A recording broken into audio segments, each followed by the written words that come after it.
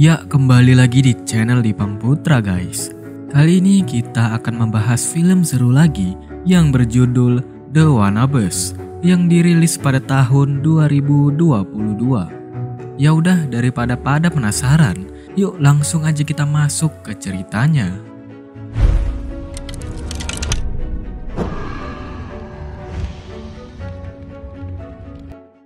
Film ini dibuka dengan seorang cowok yang mukanya sangar bernama Daniel. Dia bekerja di toko elektronik. Pagi itu saat Daniel sedang kebingungan mengganti video tampilan TV, rekan kerjanya yang bernama Steven datang membantu. Steven ini paham banget soal elektronik. Dia adalah karyawan andalan di toko ini.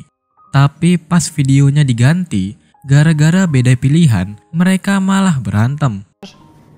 Aux imprimantes. Voilà, aussi je peux le faire. Bah oui, bah évidemment, bah bien sûr. Regarde. Péter le standard. Bah ouais. Oh Daniel. Éclate ça. C'est quoi le problème là? Bon, allez, au boulot. Vidéo magasin. Sorenya sepulang kerja, Daniel bertemu dengan kakaknya bernama Lawrence di rumah warisan almarhum ibu mereka. Notaris menjelaskan bahwa rumah warisan mereka sudah nunggak pajak sebesar $17 atau sekitar 300 juta rupiah. Jika tidak segera dibayarkan, maka rumahnya bakalan disita oleh petugas pajak. Karena sama-sama tidak punya duit, Lawrence pun menyarankan gimana kalau rumahnya dijual aja. Mau tidak mau, Daniel pun setuju. Keesokan harinya, waktu lagi briefing, manajer toko yang bernama Patricia mengumumkan bahwa bulan depan toko ini mau ditutup. Bagi karyawan tetap seperti Steven akan dipindahkan ke toko lain. Sementara Daniel yang cuma karyawan kontrak terpaksa harus di-PHK. Mendengar itu, mereka pun shock. Di tengah briefing, gara-gara Daniel dan Steven berbisik debat terus, Patricia menghukum mereka berdua untuk lembur, di mana mereka disuruh mengurus stok barang malam ini. Dan pada malam harinya sambil bekerja, Daniel iseng-iseng nonton acara TV tebak-tebakan harga. Saat acara dimulai, tiba-tiba Steven refleks ikutan nebak harganya. Ternyata tebakannya tepat, mungkin cuma kebetulan. Tapi mereka beranggapan kalau itu cuma kebetulan. Tapi ketika berkali-kali, tebakan berikutnya benar terus. Karena tidak percaya, Daniel pun ngetes langsung. Quoi? Et un micro-ondes Sundig, le FPX 10? La friteuse Free? Ça là, c'est combien ça? 4,99. Karena lagi butuh duit, Daniel ngajak Steven ikutan acara tebak harga. Dia yakin kalau kerjasama pasti menang. Tapi Steven menolak, daripada ikutan acara konyol kayak gitu, mending fokus kerja biar cepat naik jabatan, katanya. Namun meski ditolak, Daniel tetap daftarin nama mereka berdua di website. Beberapa hari kemudian, waktu pagi-pagi dan baru bangun tidur, Daniel dapat telepon dari staf acara tebak harga. Nama mereka terpilih dan disuruh datang interview jam 3 sore. Daniel pun mengatur rencana untuk memaksa Steven ikut. Ah, malheureusement, non, je suis désolée. Non, on sera à l'heure.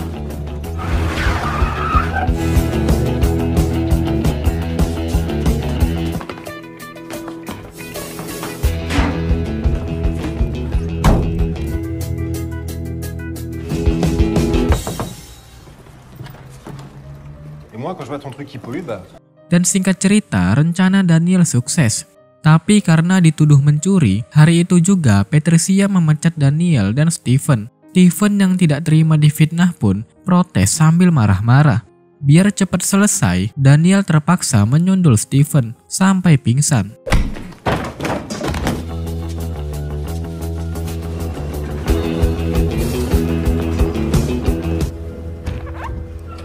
Dan pas sadar, Steven bingung kenapa dia ada di mobil Daniel. Di situ Daniel cerita, kita ada jadwal interview acara tebak harga, jadi jangan protes. Toh kita sudah dipecat juga. Daripada nganggur, mending ikutan kuis. Mendengar itu, Steven marah-marah. Di tengah perdebatan, Steven dapat telepon dari panti jompo. Waktu tahu ayahnya mau diusir, dia minta tolong Daniel untuk mengantarkannya. Ketika sampai, pengurus panti memberitahu bahwa mereka tidak mau mengurus ayah Stephen lagi karena sudah nunggak biaya perawatan sebesar $5.000. Stephen pun meminta waktu seminggu. Dia janji pasti akan bayar. Demi bisa dapat uang, akhirnya Stephen setuju ikut acara tebak harga. Sesampainya di kantor TV, saat interview, si produsen yang bernama Bliss meminta mereka memperkenalkan diri. Selama perkenalan, lagi-lagi dua bocah ini tidak pernah bisa akur dan malah ribut main salah-salahan. Melihat kelakuan mereka, Bliss justru tertarik. Dia menyuruh mereka datang syuting besok pagi. Tingkah konyol kalian ini pasti bisa menghibur para penonton, katanya. Mendengar itu, Daniel dan Stephen pun girang. Keesokan harinya, di acara tebak harga, Daniel dapat giliran paling pertama. Sementara Stephen menunggu di bangku penonton. Setelah para peserta siap di posisi masing-masing, sebelum dimulai, agar acara semakin meriah, host yang bernama Fred menyuruh salah satu peserta untuk menyanyi. Karena Daniel badannya gede dan mukanya serem dan kelihatan paling menonjol, seluruh penonton bersorak menyuruh dia nyanyi.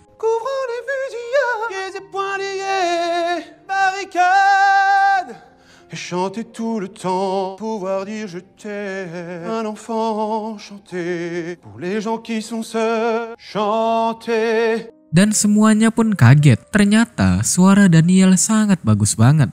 Tak lama kemudian, acara dimulai. Barang pertama yang harus ditebak adalah laptop. Setelah Fred memberitahu merek laptopnya, satu persatu peserta mulai gantian menebak harganya. Saat giliran Daniel, berkat bantuan Stephen dari bangku penonton, tebakannya pun tepat. Daniel pun terpilih untuk maju ke babak selanjutnya.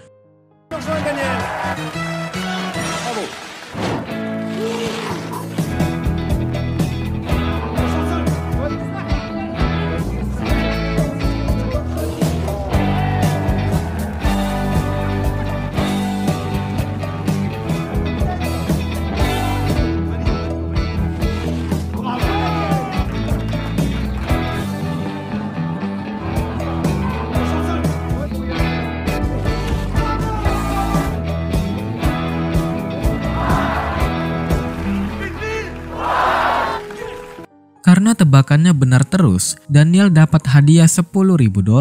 Bukannya berhenti dan langsung bawa pulang uangnya, Daniel malah memilih tetap lanjut ke babak berikutnya, biar bisa menangin hadiah uang lebih banyak lagi.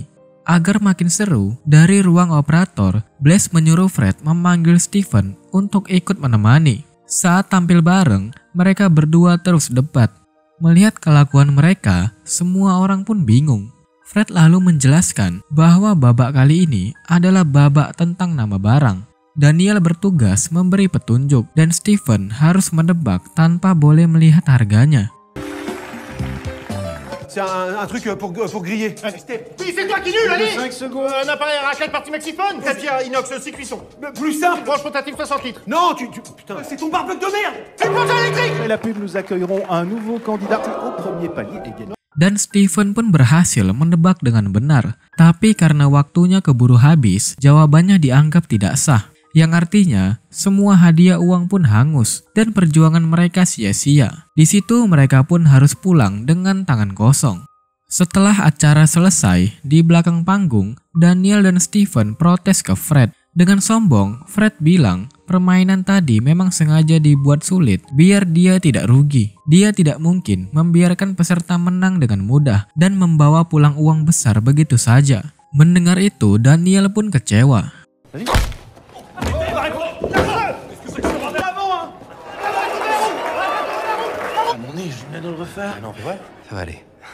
C'est bon? Qu'est-ce qu'il y a? J'ai quand même mal.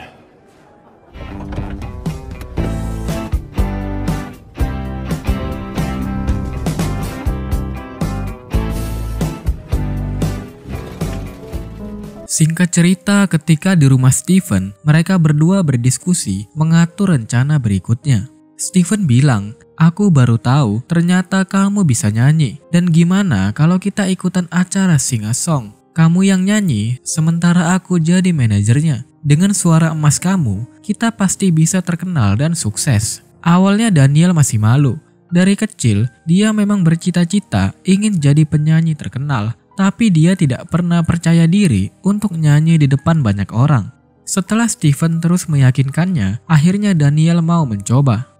Keesokan harinya, ketika sedang membuat video klip untuk pendaftaran, mendadak Lawrence datang dan ia lalu memberitahu bahwa sebentar lagi rumah warisan akan laku terjual. Lawrence juga menyuruh Daniel untuk menandatangani surat persetujuan jual beli rumah. Tapi anehnya Daniel malah menolak. Dia berubah pikiran. Dengan percaya diri Daniel berkata, "Sebentar lagi aku bakal jadi penyanyi sukses di acara Sing a Song.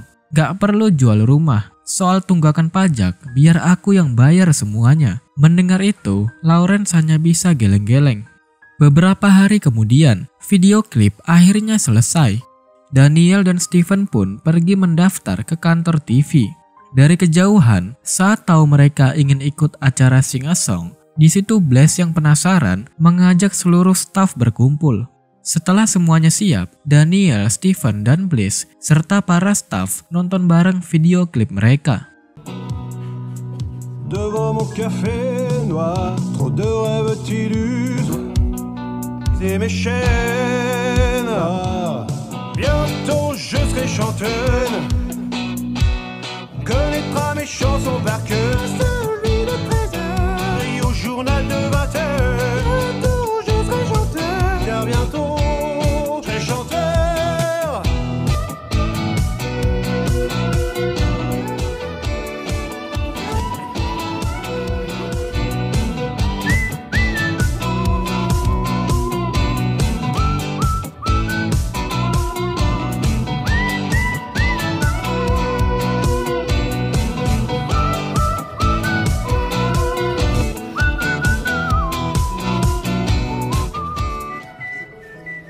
Semuanya pun tepuk tangan memuji karya mereka berdua. Dengan gugup, Daniel bertanya, "Kapan aku bisa mulai isi acara Sing a Song?" Blaze pun menjawab, "Nanti dikabari." Mendengar itu, mereka pun girang.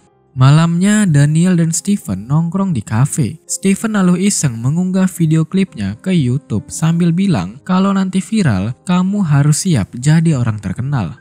Di tengah obrolan, kebetulan mereka melihat Patricia. Karena masih belum terima dipecat begitu saja, padahal dia memang tidak pernah mencuri. Steven pun langsung menghampiri dan melampiaskan emosinya. Ia pergi ke parkiran lalu merusak mobil Patricia. Saking marahnya, Daniel sampai tidak bisa mencegahnya. Ternyata Steven salah mobil, yang dia rusak malah mobil orang lain. Je te rembourse dès qu'on a gagné. Attends, je te jure qu'elle a la même bagnole, Daniel. D'accord.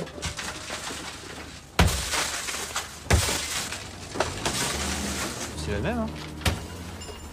Singkat cerita, berhari-hari berlalu. Dan karena sampai sekarang belum juga dipanggil ke acara Sing a Song, demi bertahan hidup, Daniel terpaksa menjual mobilnya. Setelah dapat uang, Daniel pergi jalan kaki ke rumah Steven. Ketika sampai, Daniel bingung melihat Steven lagi main ninja-ninjaan di teras. Steven menjelaskan, daripada nungguin acara yang gak pasti, mending aku nyoba ikutan acara Ninja Warrior. Tapi waktu latihan tadi, aku kepleset terus nyebur. Sambil menahan sakit, Steven cerita bahwa sekarang ayahnya sudah tidak tinggal di panti jompo lagi. Dan keuangannya juga menipis. Mendengar kisah sedih sahabatnya, bukannya menyemangati, Daniel malah mengadu nasib.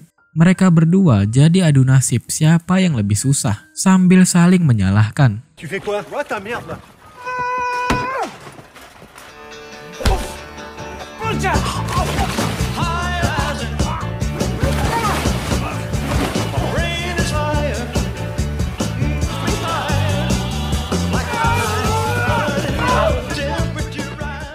Di sisi lain, di kantor TV, saat Blaze sedang kebingungan untuk mencari peserta yang akan mengisi acara Sing a Song, stafnya memberitahu kalau sekarang video klip Daniel viral di YouTube. Di situ Blaze pun kaget. Ia tidak menyangka video jelek seperti itu bisa viral karena Daniel akan menguntungkan. Dan karena Daniel akan menguntungkan, Blaze pun menyuruh stafnya mengundang Daniel. Keesokan harinya, setelah mendapat undangan, dengan semangat Daniel dan Steven berangkat boncengan naik skuter listrik.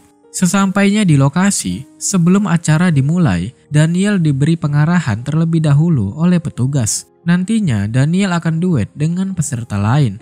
Jika berhasil menang, maka dia bisa maju ke babak selanjutnya, yaitu babak tebak lirik lagu. Di sisi lain, saat Steven sedang keliling, dia tidak sengaja menguping obrolan Blaise dan Fred soal Daniel. Ketika tahu mereka cuma mau memanfaatkan Daniel untuk menaikkan rating acaranya, di situ Steven pun shock. Diam-diam dia mengikuti Blaise sampai ke ruang operator. Sementara itu di studio, setelah acara dimulai, Fred lalu memanggil Daniel untuk tampil. I can give you a first hit home. C'est les songs we sing. Les emporte à mon propre budget, j'imagine. Simple. Parfait. Je te donne tout ce que je pense te donne. Daniel pun menang dan berhasil masuk ke babak tebak lirik lagu. Di situ Fred memberi pilihan dari 2 hingga 20 kata. Karena lagi butuh banget uang, tanpa pikir panjang, Daniel langsung memilih menebak 20 kata dengan hadiah $20.000. Chier. Mais par chance, pour monter toutes mes peines, je vous like. Votre soutien chaque jour, je vous like. Merci pour tout votre amour. Je retire les paroles dans 3. Je vous like. C'est gagné. Semua tebakan lirik lagunya pun tepat. Dan di ruang operator, Steven melihat kehebatan Daniel dan merasa muak. Dia lalu menghampiri Daniel. Namun, ketika menceritakan semua yang dia dengar tadi, bukannya percaya, Daniel justru menganggap Steven iri. Di tengah perdebatan, Daniel keceplosan bilang kalau Steven lah yang selalu dimanfaatkan orang lain. Karena sudah terlanjur ngomong, Daniel akhirnya mengaku bahwa selama ini dialah yang memfitnah Steven mencuri hingga dipecat. Agar Steven mau menemaninya ikut acara tebak harga. Tapi itu semua dia lakukan demi kebaikan. Menurut Daniel, jika Steven terus bekerja di toko elektronik, dia hanya akan dimanfaatkan Patricia tanpa pernah naik jabatan. Steven yang mendengar itu pun shock. Ia pergi meninggalkan Daniel tanpa mengucapkan sepatah kata pun. Singkat cerita, beberapa bulan berlalu. Terlihat Daniel telah menjadi artis terkenal. Penampilannya juga sudah berubah 180 derajat. Tubuhnya penuh tato dan tampil lebih modis. Pagi itu, Daniel baru saja melunasi tunggakan pajak rumah warisan orang tuanya. Setelah selesai mengurus pembayaran, Lawrence mengingatkan agar Daniel tidak melupakan Steven. Jangan jadi kacang lupa kulitnya, kata Lawrence. Bagaimanapun juga, tanpa Steven, Daniel tidak akan bisa sampai sejauh ini. Mendengar itu, Daniel hanya terdiam dan merenung.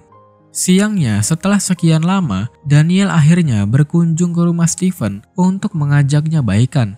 Saat bertemu, dengan canggung Daniel bercerita bahwa sekarang dia mendapatkan banyak sekali tawaran kontrak untuk mengisi acara TV. Karena nanti jadwalnya padat, dia butuh Steven untuk jadi manajernya. Namun Steven yang masih kecewa menolak tawaran Daniel. Di situ Daniel pun mencoba mengerti dan pergi.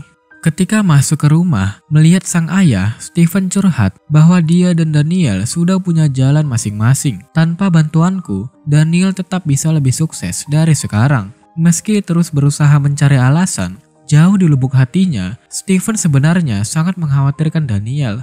Mendengar cerita itu, ayahnya hanya terdiam. Padahal memang dari tadi ayahnya cuma diam saja karena tidak mendengar. Beberapa hari kemudian, terlihat Daniel bersama peserta lain sedang syuting acara TV. Konsepnya adalah drama perjodohan. Mereka semua dikarantina di dalam villa untuk PDKT satu sama lain. Namun Daniel tampak galau dan tidak semangat sama sekali. Di mana ia merasa bahwa ketenaran ini bukanlah dunianya. Tapi meski hatinya lelah, dia tidak bisa pergi begitu saja karena sudah terikat kontrak dengan pihak TV. Di tengah acara, tiba-tiba Steven datang menjemput. Stéphane, c'est une évasion, Daniel. Me fuis pas, toi. Oh, tout se passe comme ça, toi. Oh, Blaise, on a un problème dans la villa. Il adore la Villa des Confidences.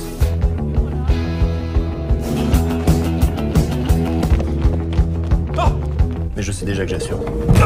T'es sûr? Bah oui, il s'est pas jeté sous les roues tout seul.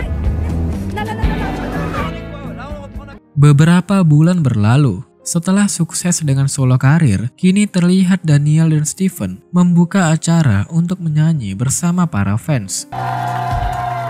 Devant mon café noir, au désespoir, trop de rêves tu bord.